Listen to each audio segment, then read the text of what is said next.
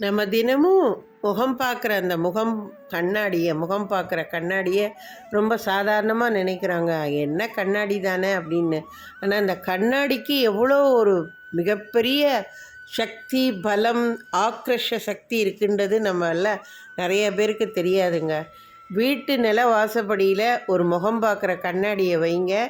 உங்கள் வீட்டுக்கு யார் வந்தாலும் அந்த முகம் பார்க்குற கண்ணாடியில் அவங்க முகம் தெரிகிற மாதிரி அவங்களே பார்த்துட்டு வர மாதிரியும் வைங்க. அதே மாதிரி நீங்களும் தினமும் வெளியிலேருந்து உள்ளே வரும்பொழுது அந்த முகம் பார்க்குற கண்ணாடியில் நீங்கள் தெரிகிற மாதிரி ஒரு கண்ணாடியை மாட்டி வைங்க.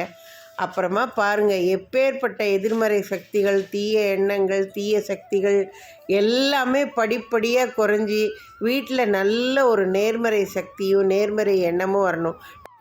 நம்மளை கெடுக்கணும்னு நினச்சி நம்ம வீட்டுக்குள்ளே வர்றவனுடைய அத்தனை எதிர்மறை சக்திகளும் மாறுங்க. இதை செஞ்சு பாருங்கள் நீங்கள்.